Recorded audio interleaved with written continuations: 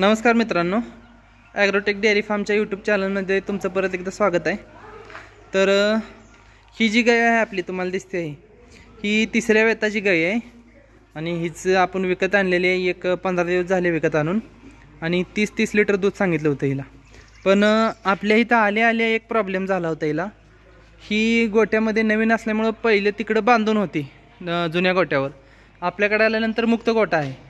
मग मुक्त गोट्यात सवय नसल्यामुळे ही पळत काय झालं काय समजलं नाही, पण दुसऱ्या कोणत्या तरी गायीने हिच्या थानावर पाय दिलेला असं वाटतंय आणि हिचा एक सड कट झाला होता। तर खूप जास्त प्रमाणात कट झालेला, पूर्ण वरचं कवर निघून गेलं होतं हिचं आणि थोडंच भाग शिल्लक राहिला होता। तर आपल्या इथं डॉक्टरांनी त्याला आतमध्ये कॅटकिट म्हणजे ते टाके जे विरघळून जातात त्या टाक्यांनी आतले टाके घेऊन त्याच्यानंतर वरनं परत ना 4 म्हणजे टोटल ह्याला 10-12 टाके झाले असतील ह्या सडासाठी। पण पूर्णपणे गाई अजून 1 महिना व्यायला अवकाश असल्यामुळं आपली गाई पूर्णपणे कव्हर झालेली आहे। आता त्या सडामधून चीक येतोय बाहेर, त्यामुळं सड आपलं व्यवस्थित राहिलेलं आहे। हिला आपण जवळपास 10 दिवस सकाळी 2 आणि संध्याकाळी 2 त्या गोळ्या, त्या काही पस वगैरे होऊ नये त्या गोळ्या, आणि हिला सकाळ संध्याकाळ जो ॲल्लो स्प्रे नावाचा स्प्रे आहे तो स्प्रे आपण त्या थानावर मारत होतो की जेणेकरून एक पण माशी बसणार नाही आणि जखम लवकर भरून येईल।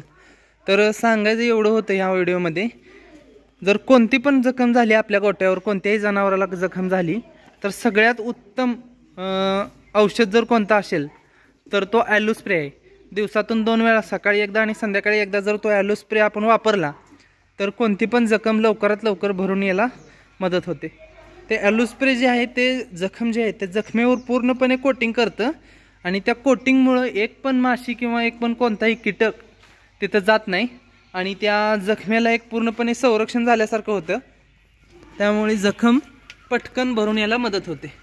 ही बघा, पूर्णपणे जखम भरून आलेली, थोडीशी सूज शिल्लक आहे अजून, ती सूज उतरेल आता।